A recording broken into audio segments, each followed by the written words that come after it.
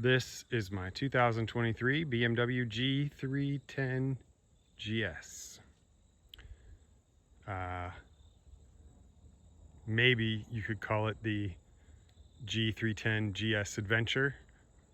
I don't know. But right now I'm going to give you a walk around and tell you all about the different pieces that I've added to this to get it where it is now. Stay with me. Okay, I'm going to start right at the top and work my way down. So we've got this Puig windscreen and extension because I'm 6'1" and I was getting a lot of wind on my helmet, so I added this. It actually makes a huge difference, and it's completely adjustable. This is the version 2.0, so you can raise the height and adjust the angle. So that has been working out pretty good for me. Of course, we got double take mirrors, a must on any adventure bike. I had to do these because I need to get the mirrors way out on the side to get around my shoulders. So they're kind of, the way I have them set up right now is how I'm able to see behind me. And they've kind of updated these recently since the last pair of these I bought, where they come with this reflective sticker here now. I don't know. It's okay, I guess. The Acerbis handguards, these are actually already on this bike. Because I bought it used, it had like 1,000 miles on it. And the previous owner had put these on, and I don't love them, but they're okay. And the red actually matches the red of the rest of the bike pretty well, so I didn't feel like replacing them, so I've kept them. Let's go right to the cockpit. So we have the Fatbar. This is the Rally Raid Fatbar and the Rally Raid riser set to raise them up as high as you can go. So that helped the cockpit out quite a bit. A much better handlebar than the stock steel handlebar. The steel handlebar, the OEM handlebar, has these huge weights on the end to reduce vibration. But with this bar, you don't need them, so I don't have them. Heated grips. They have like 5 different levels of heat or off. So those are pretty sweet. These are not the BMW heated grips. These are, I'll put a link below, but I don't remember what the brand is, but heated grips. This is the control for the fog lights, which I'll show you again in a second. Underneath my GPS here, pop this off, is this bracket this is a Rally Raid bracket that gives you these 2 holes. So I put in this USB plug, which gives you 2 USB-Cs and a USB-A and tells you the voltage of your battery. And then this cigarette lighter thing, socket here, which I did that for accessories, like if I needed to add USB or plug in some device out on the trail, I can do that. That's why I put that in. And then the bracket here has the holes in it for this Garmin bracket, so you can go right into there. I added this bracket here to add the quad lock mount, and the quad lock cable just plugs right into here, charges my phone while it's in there. Can't show you the phone in there because I'm using it to film. So okay, cramp buster came on the bike, but I actually kind of like it, so I kept that. Let's go down to the next lower thing to show you, which is the fog lights. I don't remember exactly what these are. I can put a link in the description. I think they're just Amazon specials. They weren't, they're not like super fancy fog lights. What I like about them is they have like 5 different modes, and yellow is one of the modes. And I really wanted these because I think that having a white headlight and the yellow contrasting light makes you a lot more visible out on the road.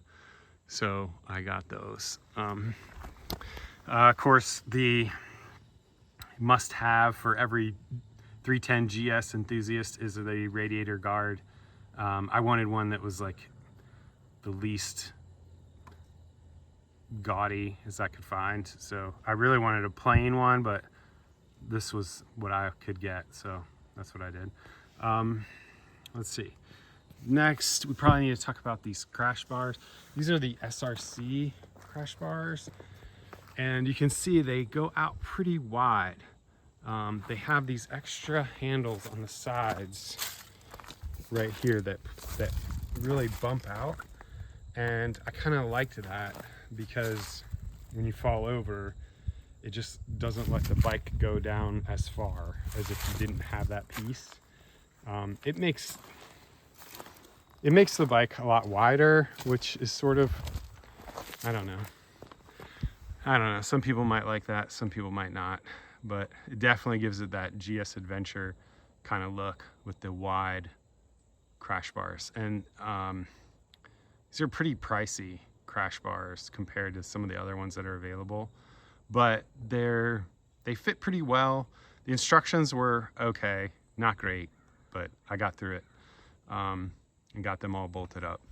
And then since I went with SRC crash bars, I went with their bash plate. And I know this isn't the best bash plate, like I guess the Rally Raid that doesn't actually bolt to the engine is the best bash plate you can get, but I don't really like how it looks, and I don't like their crash bars, and these crash bars wouldn't work with that bash plate, so I went with this one. I'm not really planning on bashing the engine on a bunch of logs, so I think this will be fine.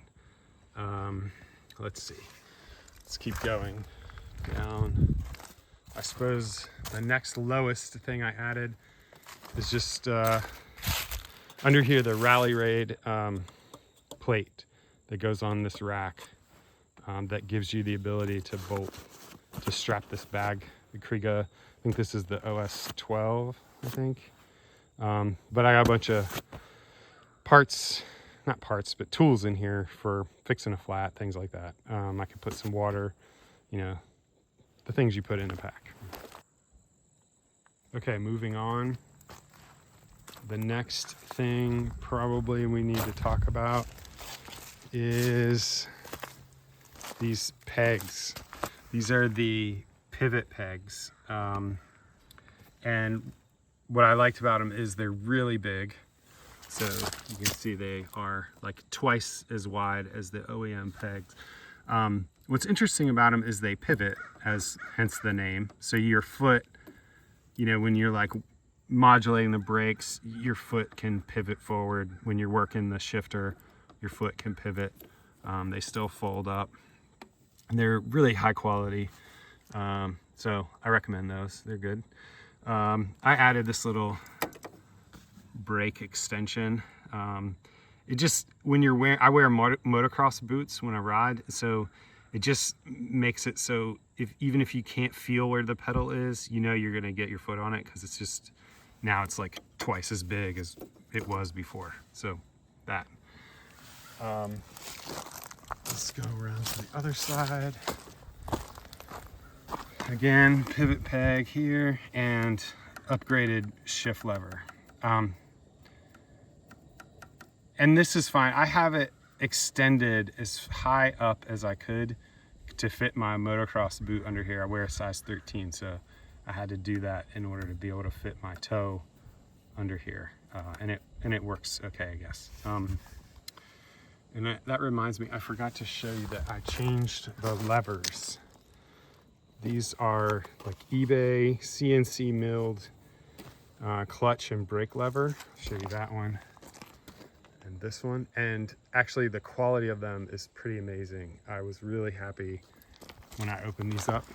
They come in a bunch of different colors. I just wanted black, but they fit, inside here really well.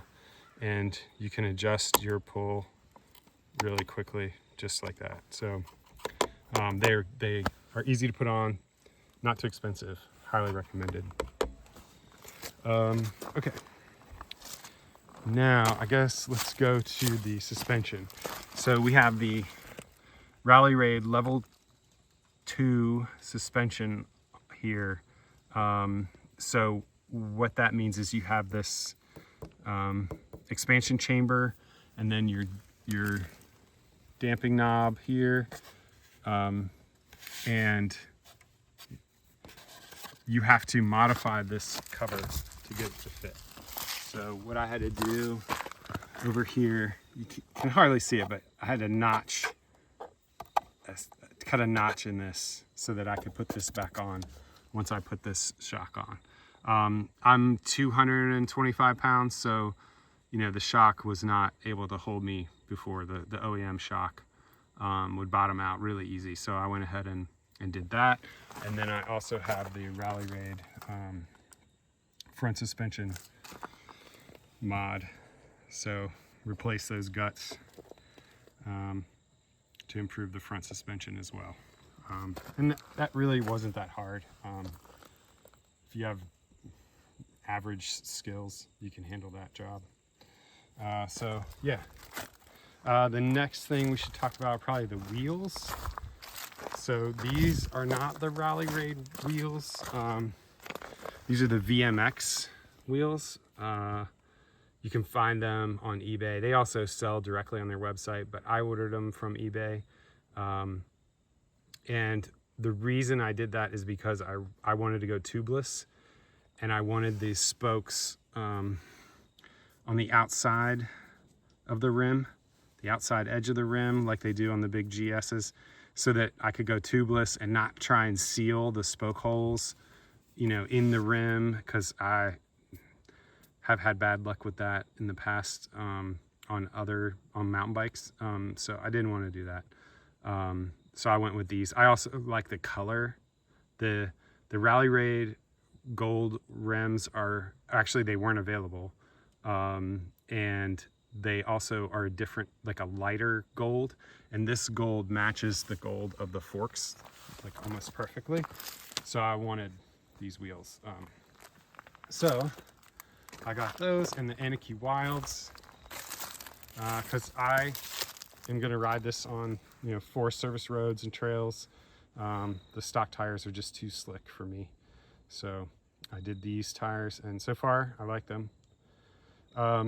Next thing, the exhaust. So I tried a different exhaust in this, and it actually was a high mount exhaust that would have mounted like right here, but it wouldn't fit around the shock because of this expansion chamber. So the Acerbis fits, and what I like about it is it comes, this unit comes with the catalytic converter that is right inside here, and it is not as loud. So this, I wanted a lighter weight shock that was not much louder, if any louder, than stock. And the stock exhaust weighs 16 pounds, and this exhaust weighs 12 pounds, and is built much more refined build and better quality. So so that's why I went with that. I think that's it. Tires, wheels. Yeah, I wanted to do a tail tidy, but there just isn't anything available right now. And I took this all apart and was gonna do, was gonna try and like customize something, but it just wasn't gonna work out. So, so no tail tidy. I just remembered there is one more thing. I changed the battery. So I have a, let me just show you.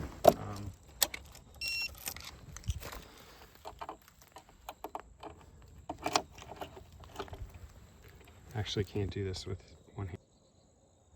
Okay, so I now have a LifePo battery, which is considerably lighter than the stock battery. So I cut 4 pounds on the exhaust. I don't know how many pounds this cut, but it was quite a few.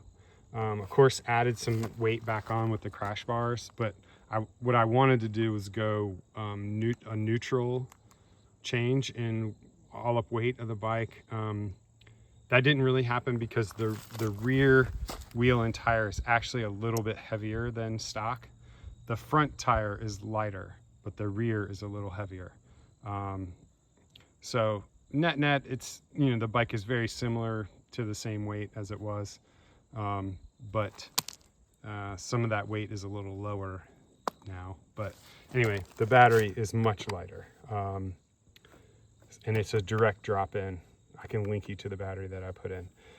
So all of the accessories I showed you up here in the cockpit, the fog lights, the USB plugs, the heated grips, all that stuff is switched on with the key. And the way that works is with this little box right here, fuse blocks.